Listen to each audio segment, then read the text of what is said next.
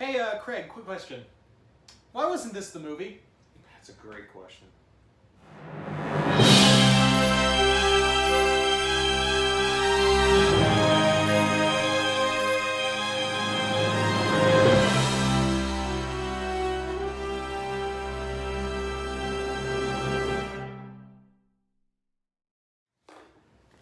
Hey everybody, welcome back to Comic YOUniverse, the only nerd-centric thing you need in your life. Here once again with C-Dubs, and we got a special treat for you because for the next few weeks on Panel to Panel, we're going to be talking about the entire Fire and Stone saga from Dark Horse. Which is, for those who are unaware, Fire and Stone was their big story arc that finally merged Alien, and they'd done Alien Predator together before, but this added the Prometheus stuff into this continuity. Right. So you had the engineers, you had everything with Prometheus in it, so it was one big shared universe again. And we're going to start off with the comic that began this whole event, which was Prometheus Fire and Stone, the first part of the comic. And Dubs, my man, what did you think of it? Overall, I liked it. There's a lot in it. There's a lot to take in. There's a few Easter eggs as well. It was pretty good. The art is questionable sometimes, but overall, pretty good. It's kind of got this oily, not pastel, but less like, you know what I mean? Like it's almost like an oil like painting, water paint. Water paint, yeah, there you go. But I think like In it some fits, like, cases. because again, this feels like a legit horror look. Sure, absolutely it does. It's dark, it's gritty, and, you know, it's on point. It really is. Yeah, so for the story of this comic is that this is set 100 years after the events of Prometheus. And we follow this salvage team who has gone out and they think they're getting a salvage. However, the team's captain is lying, and it turns out that she wants to find out what happened to Peter Wayland after Prometheus. Right. They get there and they find out that the LV-223 has evolved into this giant jungle planet of sorts. And in the middle of it all, they find this ship from Hadley's Hope. Hadley's Hope is from from Aliens. So it ties together Prometheus and James Cameron's Aliens together. So we've got xenomorphs in here, which is something we should have gotten in the movie. And yeah, quick question. Yeah, I said it before. Why wasn't this the movie? Why wasn't this Prometheus? Why wasn't this Alien Covenant? Because this and everything else, better than both. Like, this should have been the movie franchise. 100%, it's better than both. And like I told you, you know, when we were discussing it off camera, there's so much about this that's actually better than a lot of the movies, not just those two. I know that might be blasphemous to say, because just the way the characters handle situations in this book is better than every movie, I think. It's just, so many characters in movies are just stupid. It's like, why are you going upstairs when you should be running out the front door type of thing. It's like, why would you even, who cares if you could breathe the air? You know, like, there could be microbes that just because you could breathe, it doesn't mean it's not killing you. Yeah, like, exactly, like, they have this moment, like, maybe we should take the helmets off, we're breathable air, and the captain goes, no, that's stupid. There's bacteria, there's probably bacteria. It's like common sense. It's like, and it's just something that would, if this was a movie, and I know why it's done. Like, you could have one guy in the movie go, I don't care, I'm tired, I'm claustrophobic, I need to take this off. And he's the moron that breathes in the air and brings it on board. But not everyone take off their helmets. It's just so stupid when they do things like that in movies. And it's things like that that make this book so much more enjoyable. It's like, yes, thank you, you're intelligent. Why would you do that? Yeah. And they even, like, call BS on certain things, like, okay, you did this without our consent, you're, you know, what the hell? Right, you know, exactly. There's protocols to follow. And stuff. Yeah, they follow protocol. I'm like, oh my god, people are being smart. That beats out, like, 90% of every movie, to be honest with you. Alien, I give credit because Ash was the one, like, wanted to get the xenomorph on board. But yeah. Speaking of the xenomorphs, it's nice to see them be monsters again instead of, like, you know, just there. Right. Yeah. No, they was really cool. We get a couple of creatures that we've never seen before. Yeah. We kind of get a this hybrid monkey / xenomorph type thing. So for reference, when the Prometheus was destroyed in the first movie, the cargo inside of it dumped out, and this black goo turns out to be DNA accelerant, which that gets ruined in Covenant, but this perfect explains that Yeah, it terraforms the planet in like half the time. So a jungle that should have taken a millennia to make is done in 100 years. Yeah. Yeah. And less than 100 years. Less than 100 years. Yeah, exactly. We even get those shark-looking things. Yeah. I don't know what those. What's the? They're called deacons. Deacons, yeah, the deacon sharks. They were kind of cool looking too. It's just so cool, and then it's just really interesting on all the things that happen. This is a gory ass book. Yeah, it's yeah. Yeah, but I think the gore kind of enhances what's going on here, and it kind of shows that even though there's asshole characters, and there's one in particular, we're going to get to that one. This scientist who's dying of cancer. Right. And, you understand why and later on, but Mikey, you're such a pain. But in here, we get the captain who at the start of it is like, I want to find out what happened to Peter Whalen, but then she realizes, forget Peter Whalen. I want to get my crew to safety.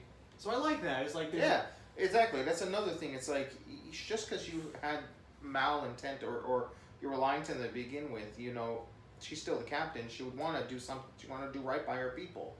It's just so frustrating when you look at movies and they just stereotype stupid characters. And in a book where we get characters that actually act like real people, it's so refreshing, if you will. Yeah. We also get a android who is a lot better than David.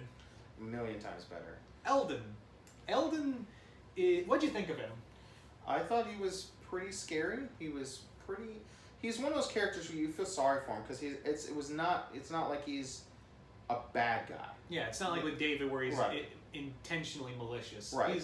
He's kind of thrown into this situation. Right. He by someone he trusted too, because he was very, I don't want to call him naive, if you will, but he's a very trustworthy character, and then he trusts that he's helping, his friend, if you will, and then he's basically stabbed in the back and mutated into this horrific creature, which was fantastic to kind of see this hybrid of technology and alien and humanoid. It was really cool looking, and he could kind of morph his body almost into doing.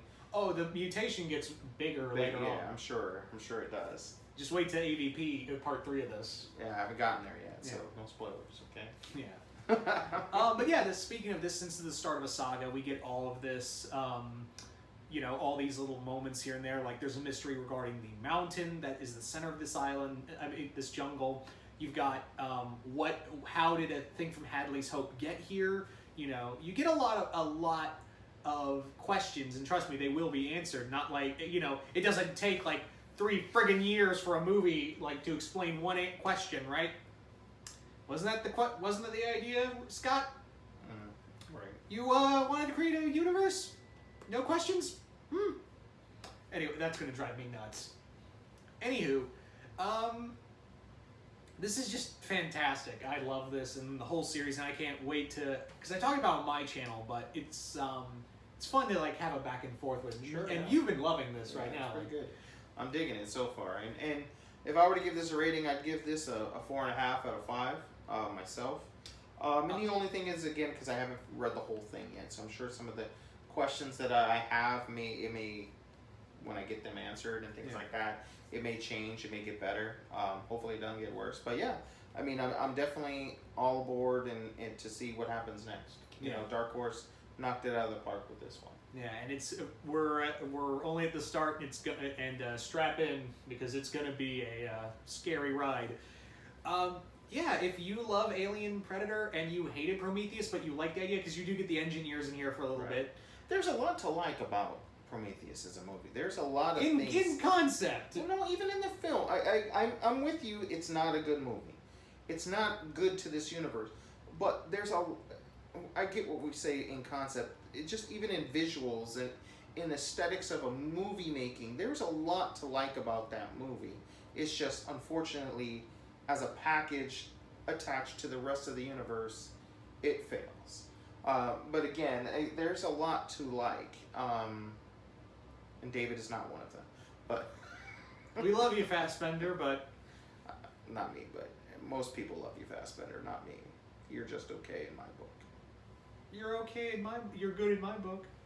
So yeah, but you know, like you said, if you're a fan of any of those movies, and even in the last two, if you have any disdain towards those, this will bring you back. Yeah. And if you're not feeling the Predator, trust me, you're gonna get in the Predator mood later on. Right. As we move forward in this, I'm getting excited about the possibilities of What the Predator is going to be. and Predator.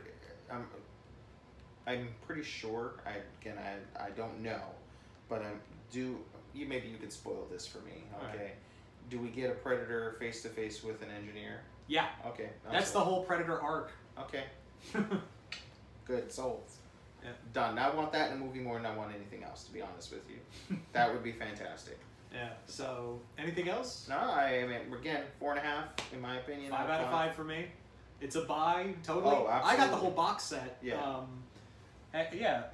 Got this. It's $50, but I got it at a con for half, so 25 for me. And yeah, all the collected series. Whenever people say, "Oh, I didn't like I didn't like the latest Alien films or Prometheus films," I was like, "Get this then. This will make you A fan again. Yeah. So bring it back home for you. Yeah. Yeah, I mean, and again, just in terms of the design of the box, the artwork and everything, it's really great. I mean, just to kind of show you guys, it's really good looking. Yeah. So it's definitely worth, even if you don't want to pick up like anything individual. And I know there's also a book that's complete, has all of it's these a giant together. compendium. Yeah. Yeah, so, but any which way you can get it, I would recommend getting it. It's definitely a buy, I would say. If you're a fan of those movies, that universe at all, this is a must-have because it's connected so closely to the film and helps put the films into perspective and things to that nature. And it's not just like a typical alien story told by Dark Horse. It actually has purpose and meaning, so pretty cool. So tune in next time when we discuss part 2, Aliens, Fire and Stone. So, so without further ado, see you once more in the universe.